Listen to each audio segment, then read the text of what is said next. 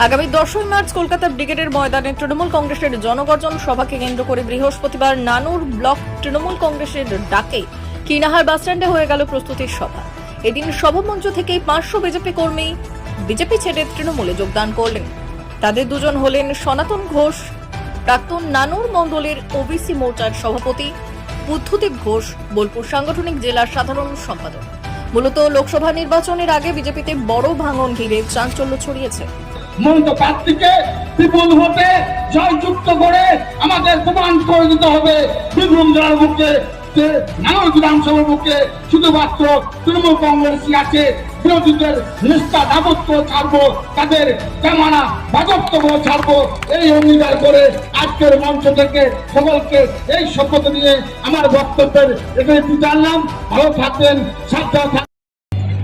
আমাদের যে সন্ন্যাসী চরণ মণ্ডল, যে বীরভূম জেলার সভাপতি, সে আমাদেরকে নির্দেশ দিয়েছে যে আপনারা সব তৃণমূলে জয়েন করেন, আমাদের হাওয়াতে ভোট হয়ে যাবে। 2024-এ যে বিধানসভা ভোট, সে ভোট হাওয়াতে আমরা ভোট হয়ে যাবে।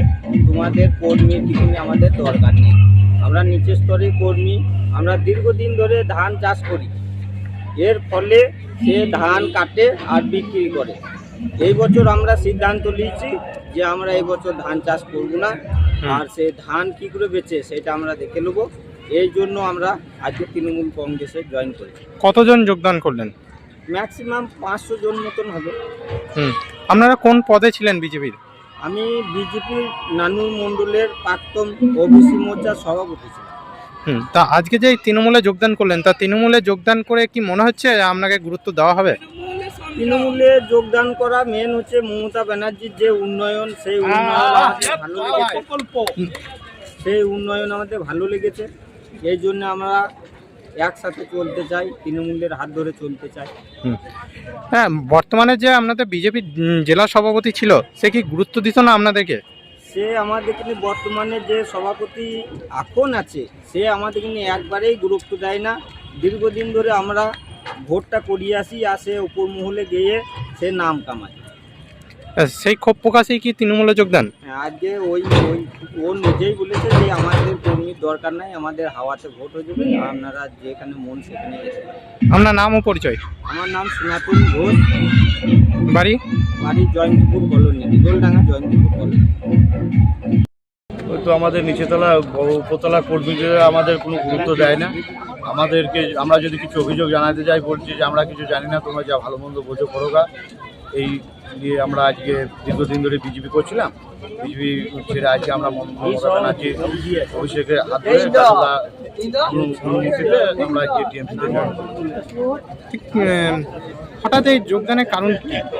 হঠাৎ এই যোগদানের কারণ কি, আমরা যখন এই কর্মীরা যখন ওরা যখন আসছে ভোটের সময় চলে আসছে, দিয়ে বলছে যে আমাদের নিচে থাকা কর্মীকে উত্তাপ করে দিচ্ছে যে ভোট করাতে হবে। আমরা ভোট করিয়ে দিচ্ছি তাদের কথা মতো। যখন ভোট পেরিয়ে গেছে আর কারো দেখা নাই। কার বিরুদ্ধে অভিযোগ করছে? অভিযোগটা কার বিরুদ্ধে? অভিযোগটা বিজেপির বিরুদ্ধে। আমাদের এখানে যে মাননীয় সন্ন্যাসী চরণ মণ্ডল, আমাদের এখানকার সভাপতি বিজেপি, ও তো একটা বড় শয়তান। ওর ওপর কিছু বলারই নেই। উনি তো জেলা সভাপতি আছে। হ্যাঁ, জেলা সভাপতি আছে। ওই তো আমাদের বড় শয়তান। ওই তো এখানকার নানু বিধানসভার দল ভাঙা বা আমাদের সংগঠন ভাঙার মূল কারণ হচ্ছে অষ্টমূল। সেই ক্ষোভ প্রকাশ করে আজকে কি বিজেপিতে তৃণমূলে যোগদান করলেন? হ্যাঁ, সেই ক্ষোভে আজকে আমরা তৃণমূলে যোগদান করলাম। কি মনে হচ্ছে তৃণমূলে আসার পর কতটা আপনারা এগিয়ে যেতে পারবেন? তৃণমূলে আসার পর আমরা কিন্নারে 2 নম্বর 1 নম্বরে কিন্নারে কোনো বিজেপি কর্মী থাকবে না। বিজেপি কর্মী কোনো থাকবে না, বিজেপি থাকবে না। হ্যাঁ, নির্বাচন সামনেই তো লোকসভা নির্বাচনে কিভাবে আপনারা প্রস্তুত নেবেন? নির্বাচনে মমতা ব্যানার্জি যা উন্নয়ন বাড়িতে বাড়িতে পৌঁছে দিচ্ছে, আর টিএমসি সরকারের যে লোক নেতারা আছে, তারা তো সবসময় বাড়িতে মানুষের সঙ্গে ফ্রেন্ডলিভাবে যোগাযোগ রাখে, মানুষের সঙ্গে চলে। ভোটার কোনো অসুবিধে নেই। বিজেপি নেতাদের মতো তো এসে আমরা ভোটের সময় 5 দিন দেখা করবে, দিয়ে চলে যাবে ভোটে নিয়ে, তারপরে তো আপনাদের কোনো পাত্তা পাওয়া যাবে না। আজকে কতজন যোগদান করলেন? আজ প্রায় 400-500 জন যোগদান করলো। আপনার নামও পরিচয়? আপনার নামও পরিচয়? আমার নাম বুদ্ধদেব ঘোষ, বাড়ি ঘুমাই। আগে আপনি কোন পদে ছিলেন বিজেপি?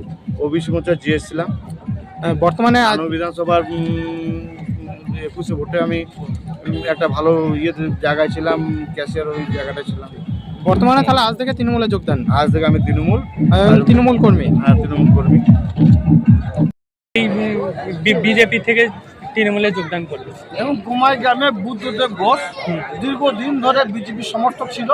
গত পঞ্চায়েত নির্বাচনে এই বুদ্ধদেব ঘোষের নেতৃত্বে ওই গ্রামে একটা পঞ্চায়েত সদস্য জয়লাভ করেছিল।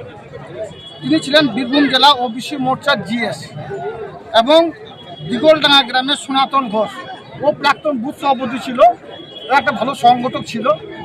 এরা সকলে মমতা বন্দ্যোপাধ্যায় উন্নয়ন যোগে সামিল হয়েছে। এদের নেতৃত্বে কমসে কম 500 জনা যোগদান করলো।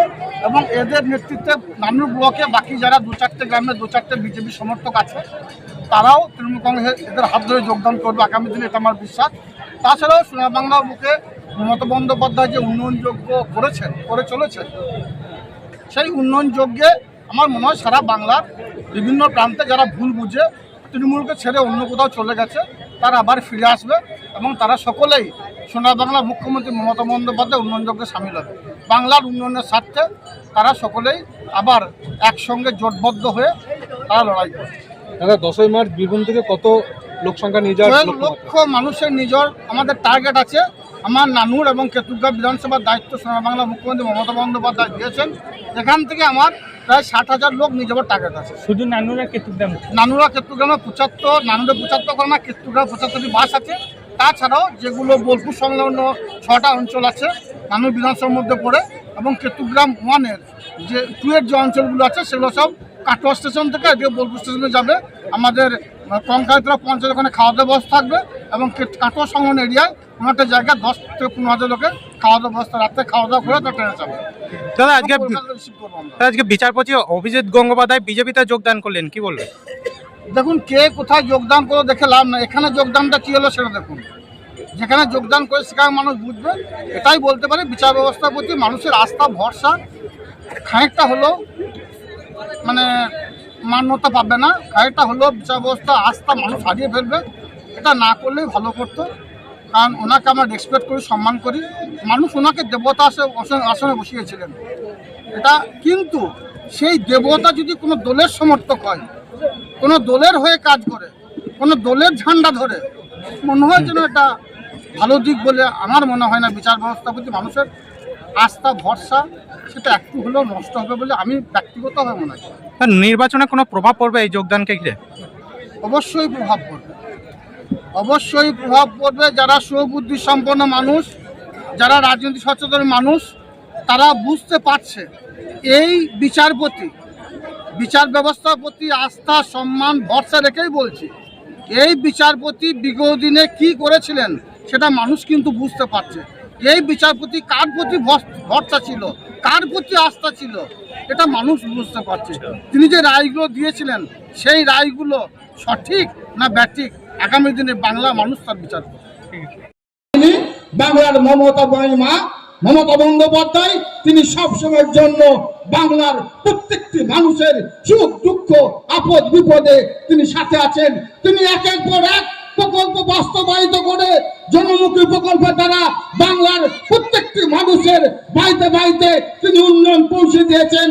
তাই সামনের যে 24 নির্বাচন, আমার সামনে যারা আছেন, যতদূর পর্যন্ত মাইক আওয়াজ যাচ্ছে, তাদের সকলকে বলবো উন্নয়নের স্বার্থে আমরা সকলে মমতা বন্দ্যোপাধ্যায়ের মনোনীত প্রার্থীকে, অভিষেক বন্দ্যোপাধ্যায়ের মনোনীত প্রার্থীকে বিপুল ভোটে জয়যুক্ত করে দেখিয়ে দেবো আমরা বাংলার বুকে মমতা বন্দ্যোপাধ্যায়ের সঙ্গে আছি, আমরা বাংলার বুকে অভিষেক বন্দ্যোপাধ্যায়ের সঙ্গে আছি।